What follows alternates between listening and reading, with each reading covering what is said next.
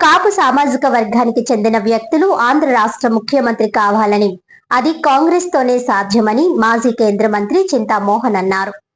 కాకినాడలో నిర్వహించిన విలేకరుల సమావేశంలో ఆయన మాట్లాడుతూ, ఇటీవల తన మిత్రుడు మాజీ మంత్రి ముద్రగడ పద్మనాభం అకాల మృతి చెందడం పట్ల సంతాపం వ్యక్తం చేశారు. కాపుల వీధిలో అంబేద్కర్ విగ్రహం ఏర్పాటు చేసినప్పుడే పద్మనాభం ముఖ్యమంత్రి అవుతారని తాను ఊహించానని, దళితులు కాపులు కలిసి ముందుకెళ్లాలన్నది తమ ఇద్దరి మధ్య ఉన్న లక్ష్యమని అన్నారు. స్వాతంత్ర్యం వచ్చి 75 దాటిందని, దామోదరం సంజీవయ్య సీఎం కాగలిగారని, కాపు సామాజిక వ్యక్తి ఇప్పటి వరకు ఎందుకు సీఎం కాలేకపోతున్నారనేది తనకు అంతుపట్టలేదని అన్నారు. కాపు సామాజిక వర్గంలో కొందరు మాజీ మంత్రులు కనీసం మందులు కొనుక్కోలేని స్థితిలో ఉన్నారని అన్నారు. రాష్ట్రంలో ముఖ్యమంత్రిగా చంద్రబాబు 19 ఏళ్లు పాలించారని, తమ పార్టీకి చెందిన వైఎస్ కుటుంబం 11 ఏళ్లు సీఎం గా పాలించారని అన్నారు. 20% పైబడి ఉన్న కాపులు రాష్ట్రానికి ఎందుకు సీఎం కాకూడదన్నదే తన లక్ష్యమని అన్నారు. కాపులు ముఖ్యమంత్రి అయ్యే అవకాశం కాంగ్రెస్ లో తప్ప ఇతర పార్టీల్లో లేదన్నారు.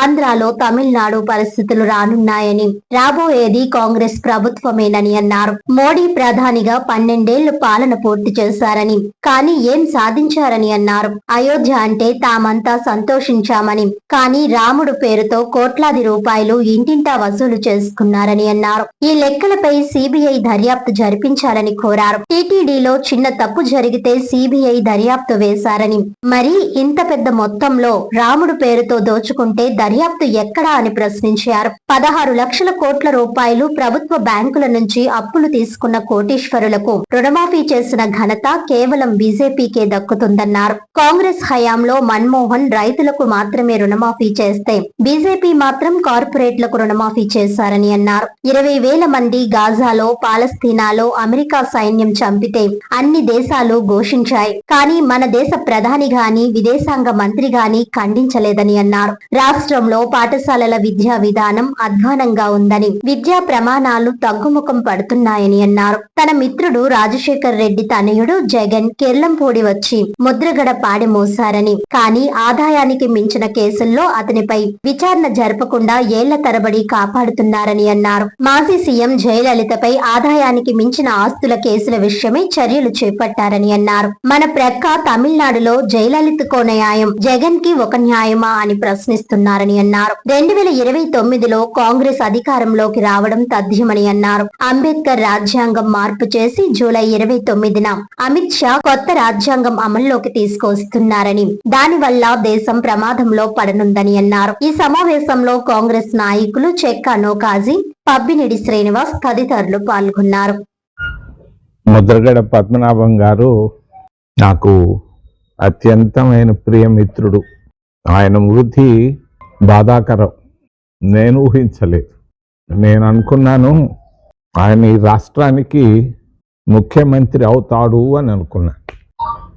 కాపుల వీధిలో అంబేద్కర్ గారి విగ్రహం పెట్టిన రోజే అనుకున్నాను పద్మనాభం గారు తప్పనిసరిగా ఈ రాష్ట్రానికి ముఖ్యమంత్రి అవుతాడని.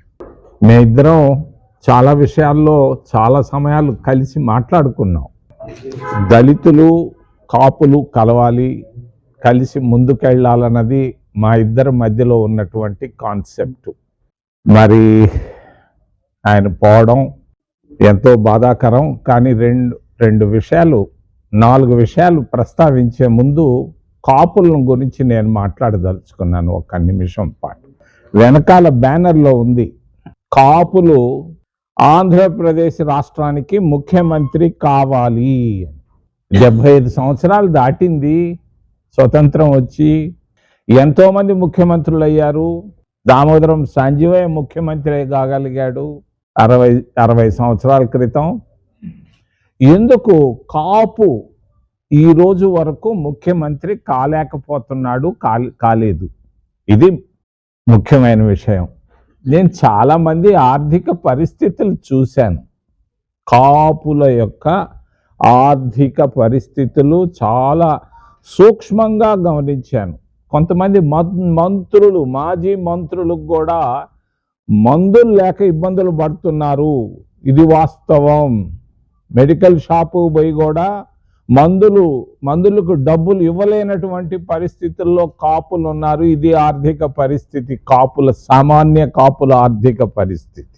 ఈరోజు రాష్ట్రంలో చంద్రబాబు నాయుడు గారు రేపో మాపో 19 ఏళ్లు పూర్తి చేయబోతున్నాడు గౌరవ ముఖ్యమంత్రిగా. వైఎస్ రాజశేఖర రెడ్డి కుటుంబం 11 సంవత్సరాలు పూర్తి చేసింది. వీళ్ళిద్దరూ రాయలసీమ ప్రాంతానికి సంబంధించిన వాళ్ళు. అటు 19 + 11 కలుపుకుంటే 2 కుటుంబాలే 30 సంవత్సరాలు ముఖ్యమంత్రిగా పరిపాలించడం జరిగింది. మరి ఈ సందర్భంలో 20% పైన ఉన్నటువంటి కాపులు ఎందుకు రాష్ట్రానికి ముఖ్యమంత్రి ఆంధ్రప్రదేశ్ కాకూడదు? నేను ఏ వ్యక్తిని గురించి ప్రస్తావించడం లేదు. నాకు వ్యక్తులు ముఖ్యం కాదు, ఇక్కడ కాపులు ముఖ్యం. కాపు వంశం ఈ రాష్ట్రానికి కనీసం 5-10 సంవత్సరాలన్నా ముఖ్యమంత్రి కావాలన్న ఉద్దేశంతోనే ఇక్కడ సమావేశం ఏర్పాటు చేయడం జరుగుతోంది. నేను పిలుస్తున్నాను కాపుల్ని, వినయంగా ప్రార్థిస్తున్నాను. అయ్యా, మీకు అవకాశం, ముఖ్యమంత్రి అయ్యే అవకాశం ఏ పార్టీలోనూ రాదు. రాజకీయ పార్టీ వచ్చింది, కానీ ఆంధ్రప్రదేశ్ రాష్ట్రంలో 12 ఏళ్ల ముందు నేను తిరుగుతుంటే అందరూ నా ముఖాన ఊశారు, తూ ఛా అన్నారు. ఈరోజు తూ ఛా అనే వాళ్ళు లేరు. నువ్వు ఒక్కడివే తిరుగుతున్నావే, మీ వాళ్ళు కూడా తిరిగితే బాగుంటుంది, తిరగండి, మాకు మీ కాంగ్రెసే మేలు, కాంగ్రెస్ వస్తే బాగుంటుంది అని అందరూ అంటున్నారు. 100% ఇది వాస్తవం. అటు కేంద్రంలోనూ ఇటు ఆంధ్రప్రదేశ్ రాష్ట్రంలోనూ ఎవరు ఎన్ని చేసినా కూడా, పాడి మోసినా, మరి పాల పిండి మోసినా, ఏది మోసినా కూడా రాబోయేది కాంగ్రెస్ పార్టీ, కాపులు ముఖ్యమంత్రి కావడం ఖాయం ఖాయం ఖాయం అని నేను చెప్తున్నా. మరి మోడీ గారు పిల్ల బిడ్డలు లేరు, పెళ్ళాం బిడ్డలు లేరు పాపం. మరి 20,000 మంది గాజాలో, పాలస్తీనాలో అమెరికా సైన్యాలు, ఇజ్రాయెల్ సైన్యాలు చంపితే చిన్న ఒక్క మాట కూడా సానుభూతి మాట మాట్లాడకపోవడం గమనార్హం. ప్రపంచ దేశాలన్నీ ఘోషించినాయి. మరి కనీసం భారత ప్రభుత్వం విదేశాంగ శాఖ కానీ, విదేశాంగ మంత్రి కానీ, ప్రధానమంత్రి కానీ ఈ రోజు వరకు మాట్లాడకపోవడం గర్హనీయం. మరి నేను ఖండిస్తున్నాను భారతీయ జనతా పార్టీ వైఖరి. చంద్రబాబు నాయుడు 19 ఏళ్లు రేపో మాపో పూర్తి చేయబోతున్నారు.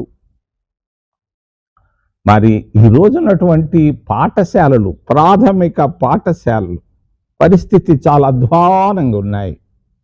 5వ తరగతి చదివే బిడ్డకు కూడా తెలియటం లేదు భారత ప్రధానమంత్రి ఎవరు, రాష్ట్ర ముఖ్యమంత్రి ఎవరని తెలుసుకోలేకపోతున్నారు. మరి విద్యా ప్రమాణాలు పూర్తిగా తగ్గిపోయినాయి. ఉన్నత విద్య యూనివర్సిటీలు పెట్టినట్టుగా ఎన్నో 30 యూనివర్సిటీలు ప్రభుత్వం తరఫున పెట్టారు. ఇప్పటి వరకు అడ్మిషన్లు జరగలేదు. ఉన్నత విద్యలో కానీ, ప్రాథమిక విద్యలో కానీ మరి ప్రమాణాలు పూర్తిగా లేదు. నేను చంద్రబాబు నాయుడు గారిని, తిరుపతి నుంచి వచ్చారు వారిని నేను చాలా వినయంగా ఆయన ప్రార్థిస్తున్నా. ప్రాథమిక విద్య, ఉన్నత విద్యలో మరి మార్పులు తీసుకురావాలి. విద్యా ప్రమాణాలు కాంగ్రెస్ ప్రభుత్వం ఉన్నప్పటికీ ఇప్పటికీ ఎంతో తేడా ఉంది, వెంటనే సవరించమని కోరుకుంటూ, నిన్నగాక మొన్న అనుకుంటాను నా మిత్రుడు కుమారుడు మరి కెల్లంపూడికి వచ్చిపోయాడు, పాడి మోసాడు. మరి అంతా బాగానే ఉంది. మరి ఆదాయానికి మించినటువంటి ఆస్తులు, 11 కేసులు ఉన్నాయి. మరి తమిళనాడులో అనుకుంటున్నారు జయలలితకు కూడా ఆదాయానికి మించిన ఆస్తులు ఉంటే టాన్సీ విషయంలో ఆమె ఇరుక్కుంటే దానిపైన విచారణ వేశారు, కోర్టులు నిర్ణయాలు తీసుకున్నాయి. మరి ప్రక్కనే ఉన్నటువంటి ఆంధ్రప్రదేశ్ రాష్ట్రంలో ఉన్నటువంటి మాజీ ముఖ్యమంత్రి గారి పైన దాదాపు 16 సంవత్సరాలుగా ఏమి ఇప్పటిదాకా న్యాయస్థానాలు ఆలోచిస్తున్నాయా, నిద్రపోతున్నాయా, లేకపోతే రాజకీయ ఒత్తిడికి లోనయ్యి ఉన్నాయా అన్న విషయాన్ని తమిళనాడులో అనుకుంటున్నారు ప్రజలు. ఎందుకనంటే జయలలితకు ఒక న్యాయమా, జగన్మోహన్ రెడ్డికి ఒక న్యాయమా అని అంటున్నారు వాళ్ళు. నేను అంటం లేదు, నాకు మిత్రుడు కుమారుడు, ఆయనంటే నాకు ఇష్టం. ఎంతోమంది ముఖ్యమంత్రులు అయ్యారు. ఎన్టీ రామారావు కొడుకు కూడా ముఖ్యమంత్రి కాలేకపోయాడు, విజయభాస్కర్ రెడ్డి కొడుకు కాలేకపోయినాడు, జనార్దన్ రెడ్డి కొడుకు కాలేకపోయాడు, చెన్నారెడ్డి కొడుకు ఆయన అయిందని సంతోషం, కష్టపడి అయ్యాడు. కానీ మరి జయలలితకు ఒక న్యాయం, మరి జగన్మోహన్ రెడ్డికి ఒక న్యాయం అని అనుకుంటున్నారు ప్రజలు. న్యాయస్థానాల వైపు చూస్తున్నారు. వార్తలను ముఖ్యాంశాలు మరోసారి.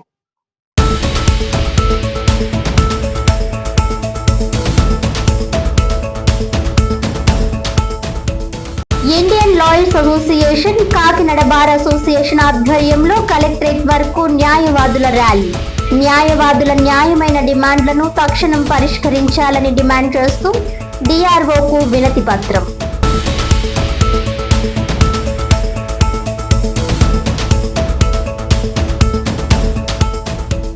రాష్ట్ర ఉప ముఖ్యమంత్రి పవన్ కళ్యాణ్ సంపూర్ణ ఆరోగ్యంతో కోలుకోవాలని కాకినాడలో ప్రత్యేక పూజలు. భక్తి శ్రద్ధలతో తన నివాసంలో ధన్వంతరి ఆయుష్మాన్ హోమాన్ని నిర్వహించిన రాష్ట్ర civil supply corporation chairman Thota Sudheer.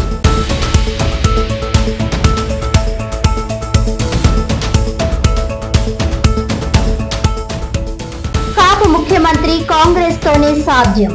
Mudragada వంటి నేత రాజకీయాల్లో అరుదు అన్న మాజీ కేంద్ర మంత్రి చింతా మోహన్.